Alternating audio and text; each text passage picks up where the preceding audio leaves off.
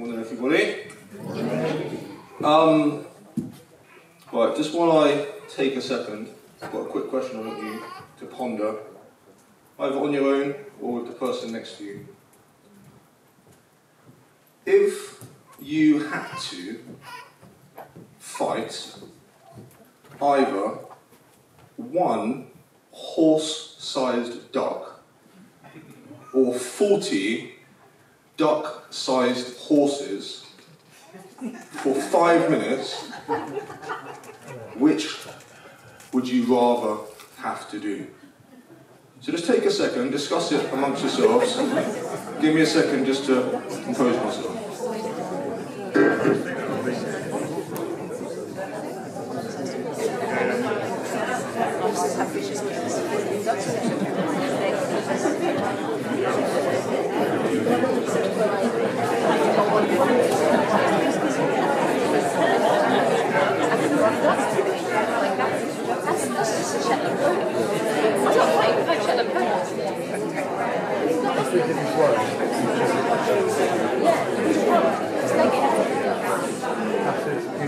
Okay,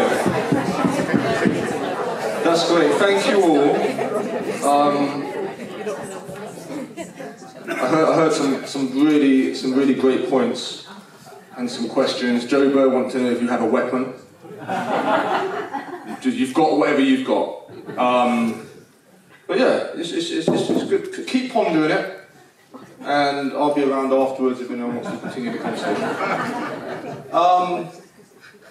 Right, so it's been a little while since I've done this, so please bear with me.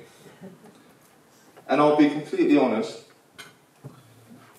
When Steve first asked if I wanted to speak during this series, my first thought was to say thank you, but no thanks. Well, actually, of any kind of problem I face, my first thought was to ignore it and hope that it went away on its own. But we can discuss that another day. But then again, like with most things, I just ended up saying yes, and then not really thinking about it until quite close to the time when it was going to happen.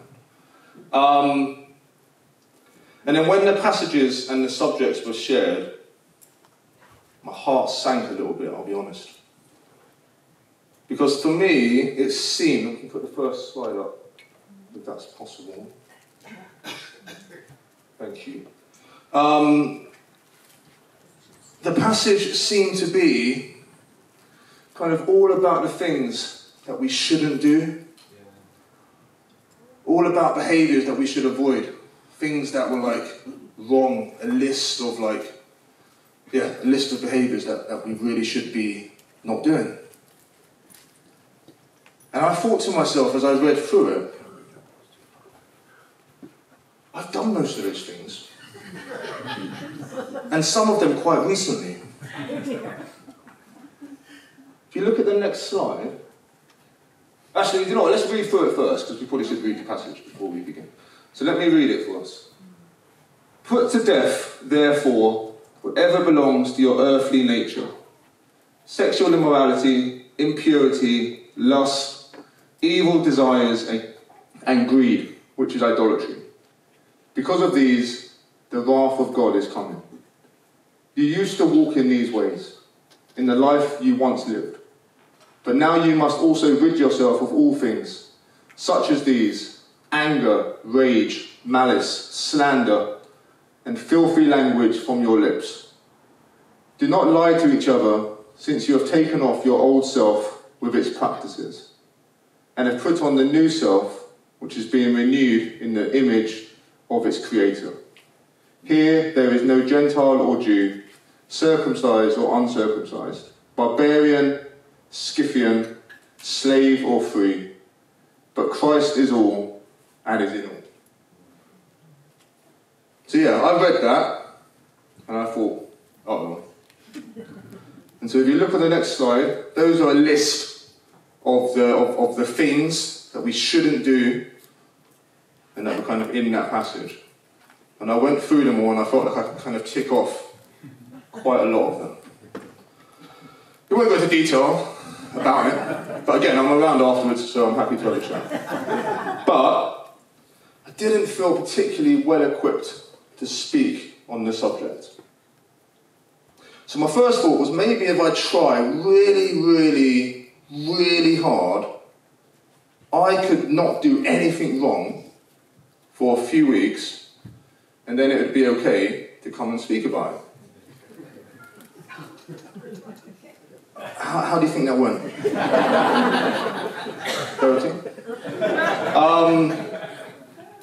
I would love to tell you that I lived a perfect and sin-free life for a month, and now I stand before you ready to share my 3-point sermon, perfect Christian living.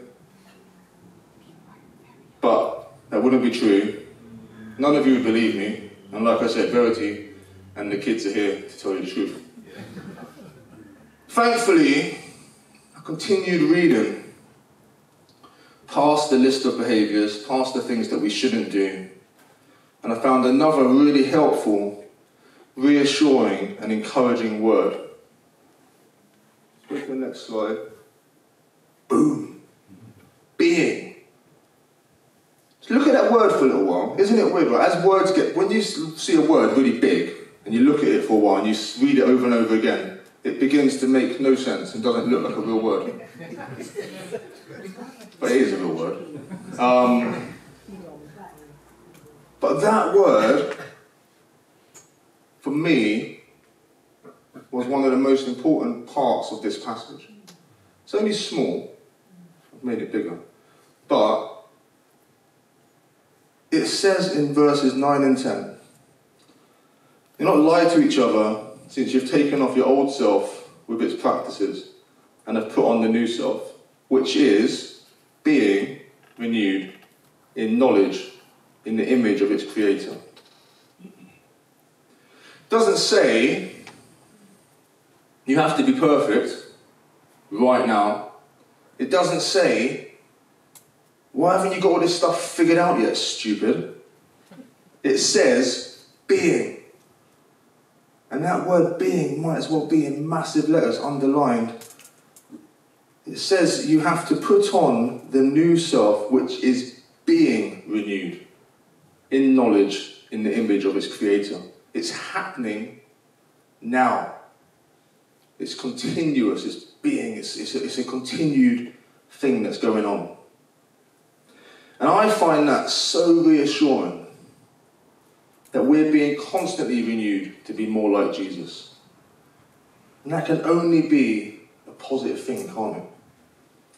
So these behaviours which we highlighted earlier, they're not positive things. But I think sometimes we can read passages like these and we can get really fixated on what we're being told not to do and how not to act and how not to behave. We get ourselves into a bit of a spiral of trying to be perfect, like I said at the beginning, and which can only ever end in disappointment and feeling kind of shame and disappointment in ourselves when we inevitably fail because we're humans, we're flawed, and we are being renewed. We're not quite there yet. If we allow ourselves to focus on the positive aspects of the passage, we get to spend our time and our energy on being more like our Creator. The person, the one who made us, loves us beyond measure. The one who wants the absolute best for us. Now my oldest boy, Zach, who some of you know, he's in the youth group now, so he doesn't need to hear me tell an embarrassing story. It's not embarrassing, it's lovely. But he's just finished secondary school, not yet. He's just finished primary school, and he'll be starting secondary school in September. So on Friday, it was his last day of primary school. It was a very emotional day. And it's probably going to get emotional now when I talk about it. But one of the things that happened in that final day was that they had their leavers assembly. So all year 6 and all their parents get into a hot, stuffy room and they sing some songs and they talk about the kind of their time at primary school. And one of the things that they encouraged the children to do was to make and design medals that they can give to a member of staff of the school that have kind of really helped them over their time in primary school. And Zach made a medal for a teacher called Mr. Pullen.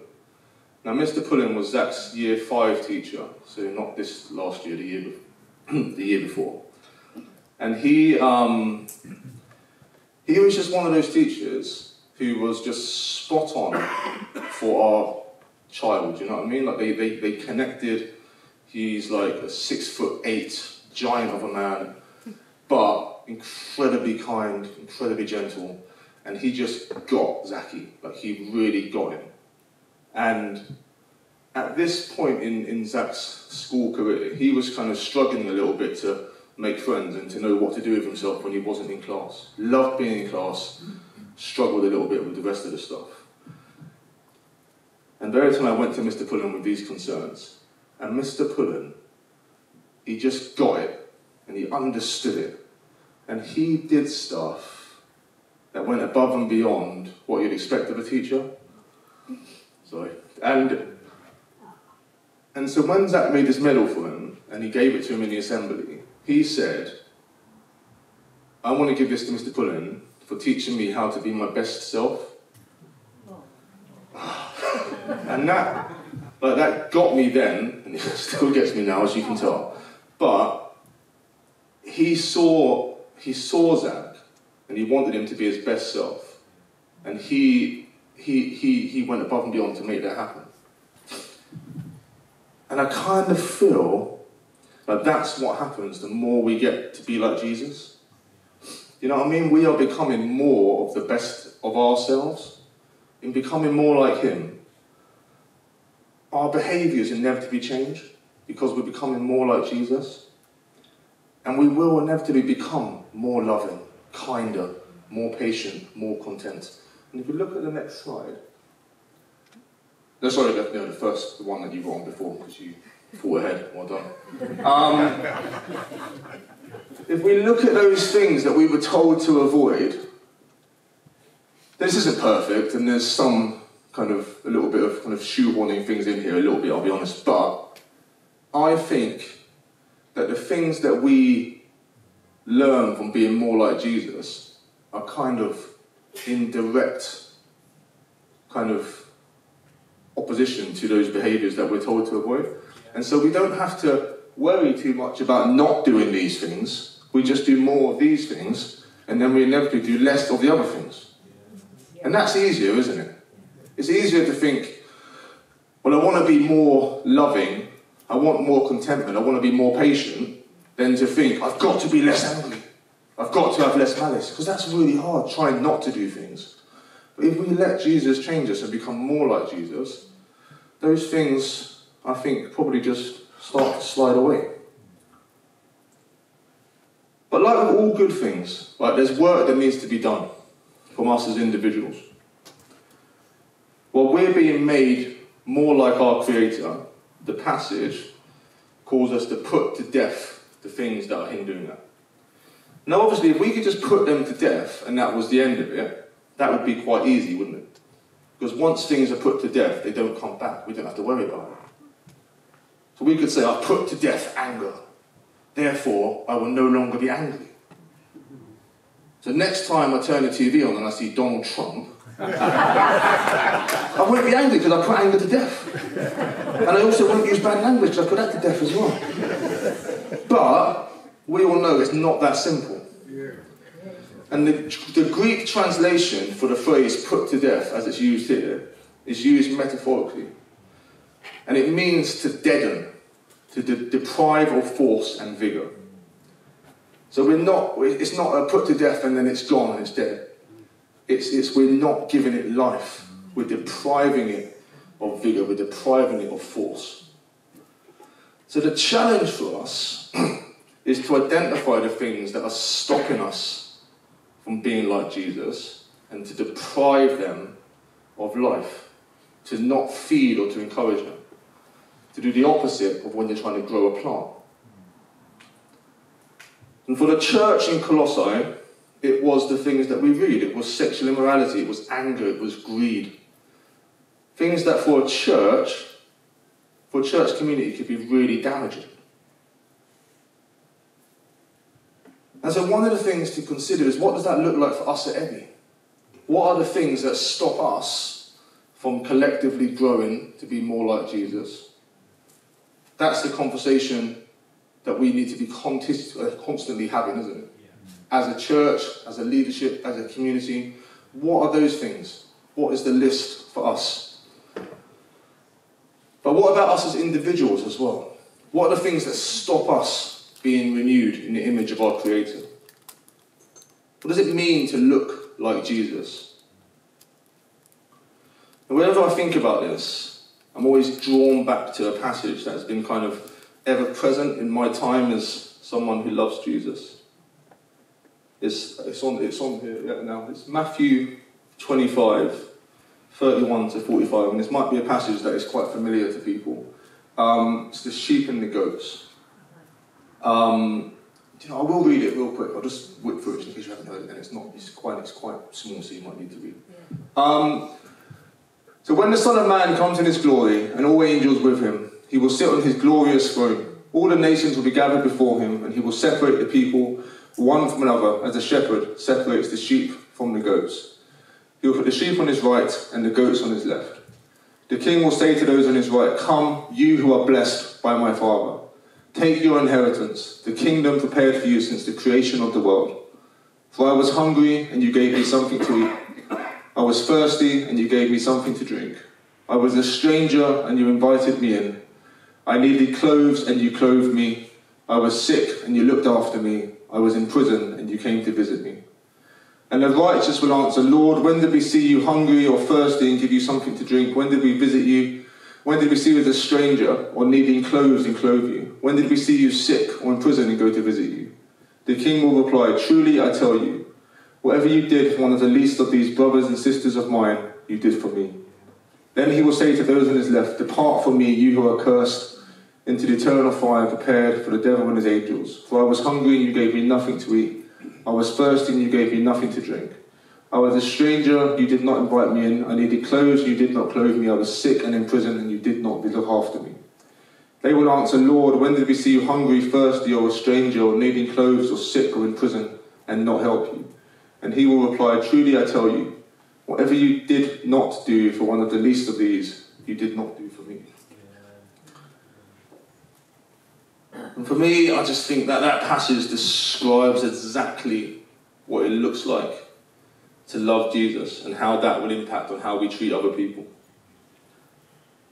All the other behaviour that we looked at the beginning, that long list of things, that stems from dehumanising people, doesn't it? Not seeing them as Jesus sees them. But when we're being constantly renewed in the image of our Creator, we see more of our Creator in other people. As we become more like Jesus, we see more Jesus in people. And we see Jesus in people that it's really hard to see Jesus in. And so what are the things that are stopping us from doing that? What's stopping us from seeing Jesus in those people? This passage talks about how we treat people when they're at their lowest point.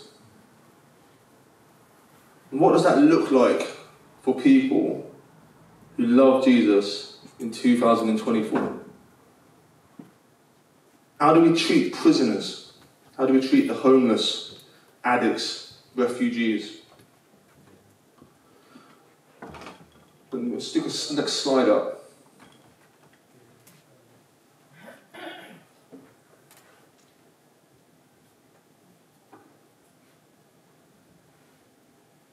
This is just a handful of facts that demonstrate the world we live in is incredibly broken.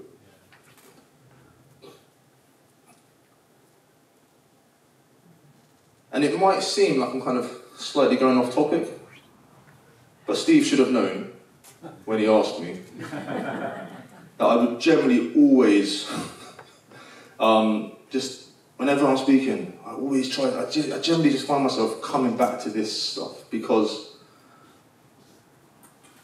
I really think that how we treat people in the world, and the people that are at their most desperate, really, really speaks to how we feel about Jesus, and how that kind of can impact us as an individual and as a church. Comes back to, how would Jesus treat people when they feel hopeless, scared and alone? And in our original passage, it tells us to put on our new self and to be renewed in the image of our Creator. And we know from looking at the life of Jesus that our Creator loved people when it was difficult, when it was dangerous, when it was foolish, and it inevitably got him killed. And what does that look like for us? How do we become more like our Creator by loving people unconditionally? I want to share two quick stories that always inspire me when I think about this, and it always happens, doesn't it? So I didn't know Dave and Finn were going to be here virtually this morning. But I remember chatting to them last time they were here, and I was talking about these stories and the person I heard these stories from. And it turns out the guy who I was at Soul Survivor years ago with my old youth group, and there was a guy who was preaching there, and he was their pastor at the time when they were in Calcutta. So there you go, see, it all comes together. And this is a guy from New Zealand, and they started a church where he was a church leader. And they decided that in their church, they were all living out in the suburbs of Christchurch. And they wanted to be more present, they wanted to create more community.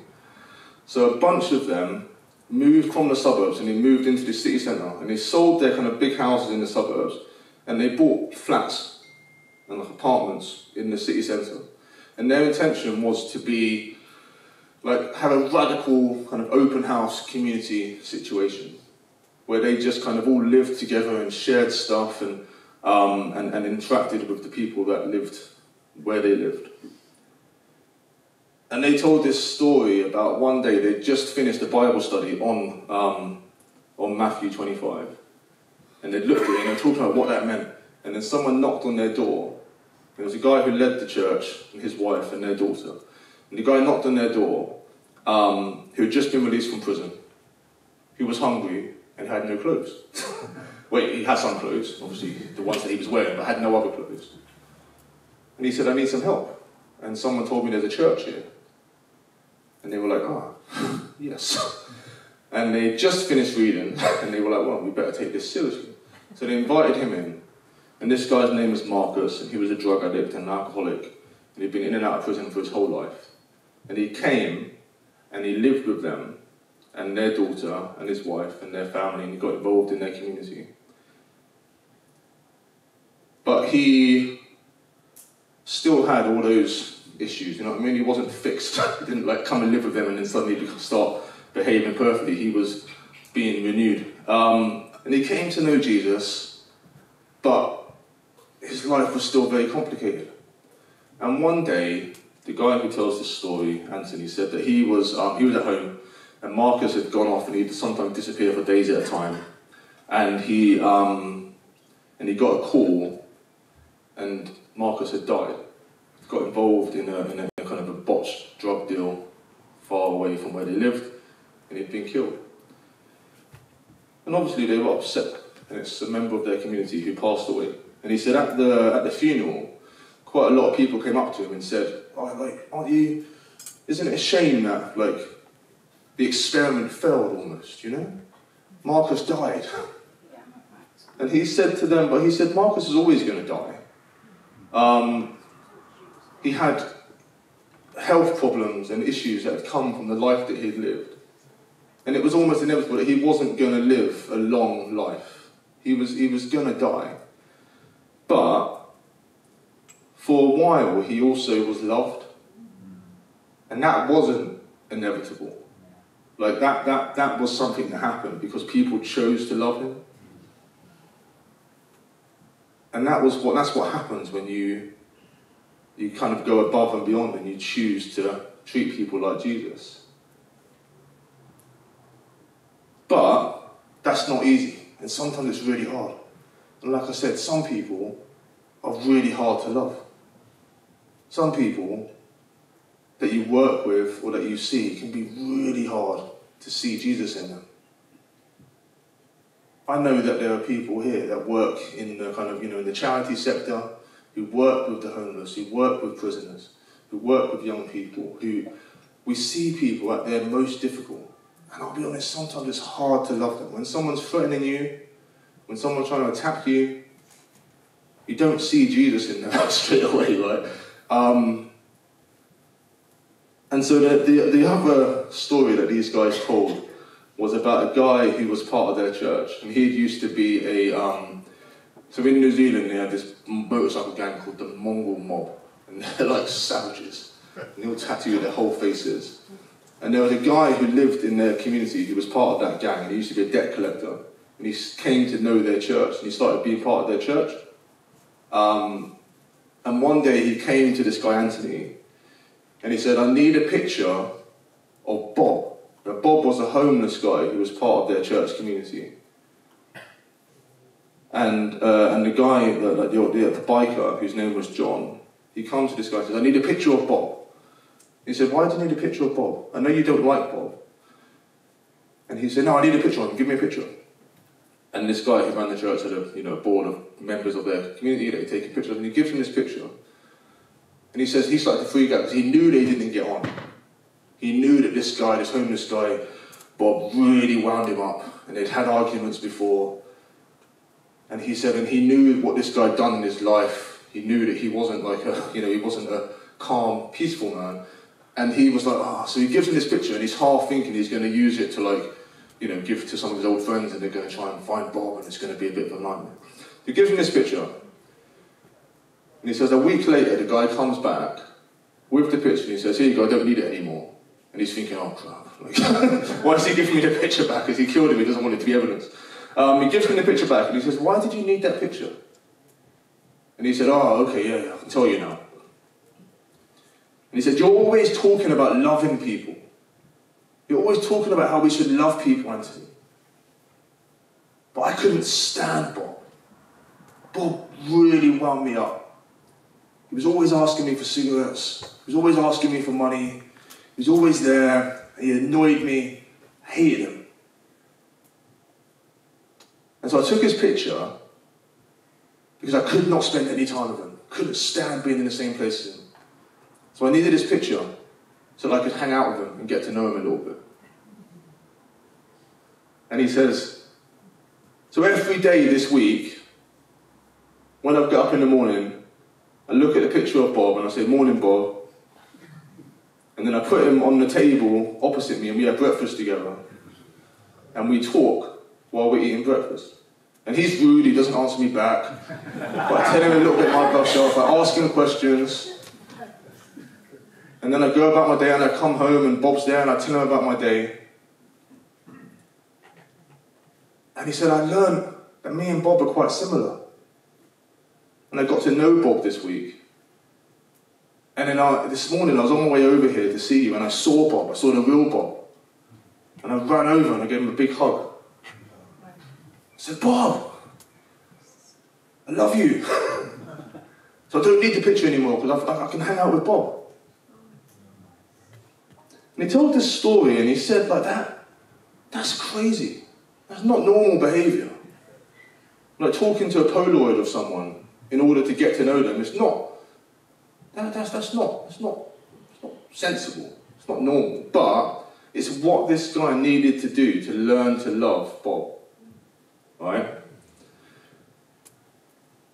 And those two stories always get me right there because I think those are two things where people have been challenged to go above and beyond in order to learn to love someone. And they've had to do things that seem a little bit unhinged and aren't very sensible, but they've done it because they want to be more like Jesus.